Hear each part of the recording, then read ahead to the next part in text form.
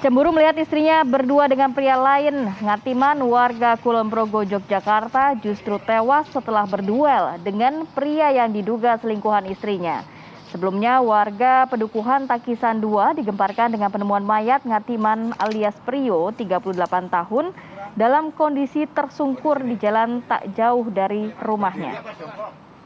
Polres Kulon Progo kemudian memeriksa 6 saksi yaitu tetangga dan istri korban. Barulah diketahui bahwa sebelumnya korban mengalami penganiayaan oleh pelaku yang bernama Slamet Riyadi alias Kli.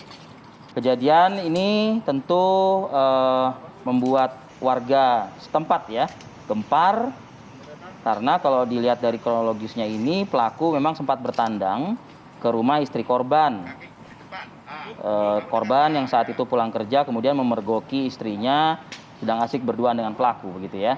Pelaku mengaku sudah cukup lama berhubungan dengan istri korban dan pelaku sendiri merupakan mantan kekasih istri korban. Nah, untuk melengkapi informasi tersebut pagi ini nih kita sudah bergabung dengan Kapolres Kulon Progo ya Rati? Ya. Ada Ajun Komisaris Besar Polisi Muharromah Fajarini. Assalamualaikum warahmatullahi wabarakatuh, Bu Kapolres, selamat pagi. Waalaikumsalam warahmatullahi wabarakatuh. Selamat pagi Mas Haris dan Mbak Rati. Pagi. Ya Bu, kasus ini sudah terungkap ya Bu ya. Mungkin Ibu bisa menceritakan kembali kronologi singkatnya ya Bu, kejadian ini Bu. Baik, kejadian ini berawal karena kami dari kepolisian mendengar kisaran suara masyarakat, di mana kejadian ini terjadi sebenarnya hari Rabu tanggal 4 Mei, jadi setelah Lebaran. Namun oleh keluarga korban tidak dilaporkan oleh kepolisian. Kemudian pada tanggal 10 kami dari kepolisian mendengar kisaran suara masyarakat bahwa ada orang yang meninggal namun diduga tidak wajar. Dari situ kami melakukan penyelidikan, kita minta keterangan dari keluarga korban maupun tetangga sekitar.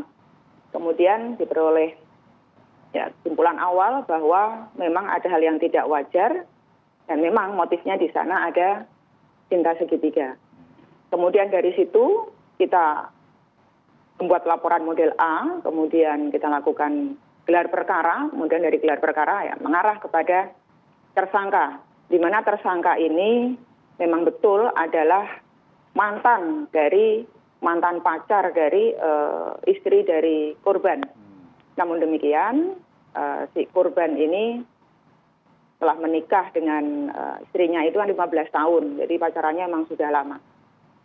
Nah kemudian kenapa kok bisa terjadi seperti itu? Jadi dari 3 bulan yang lalu memang korban ini sudah ada kecurigaan. Cinta segitiga, tersangka dengan istrinya.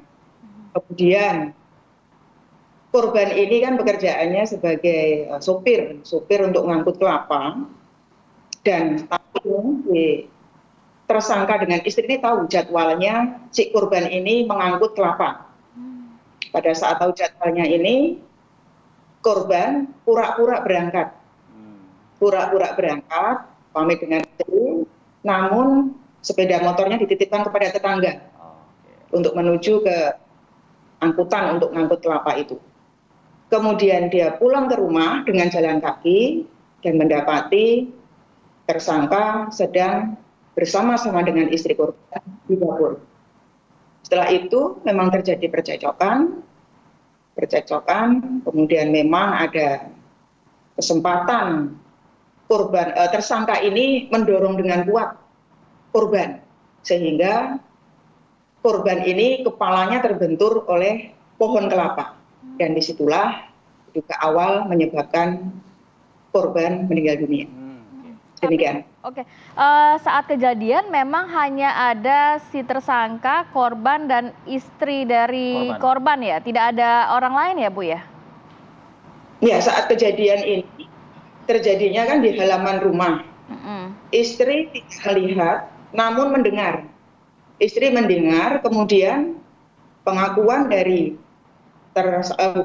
tetangga ini menyampaikan juga dia mendengar suara kegaduhan seperti itu. Istri juga mendengar. Istri ini ketakutan begitu suaminya dan tersangka ini cekcok di luar. Istri kemudian mengunci pintu di dalam rumah. sehingga tidak melihat kejadian tapi memang mendengar di luar itu ada keributan antara suaminya dengan tersangka. Dalam kasus ini tentu istri korban juga menjalani pemeriksaan tentunya ya Bu Kapolres. Apa keterangan Bu yang bisa diperoleh dari istri korban Bu? Iya, dari istri korban menyampaikan bahwa benar mengakui ada hubungan asmara dengan tersangka, kurang lebih telah berjalan 3 bulan menurut pengakuan, dan mengakui bahwa mereka adalah mantan pacar gitu, dulu pacaran sebelum menikah. Dari pihak tersangka. Baik. Memang, ya. Ya, silakan Bu, dilanjutkan.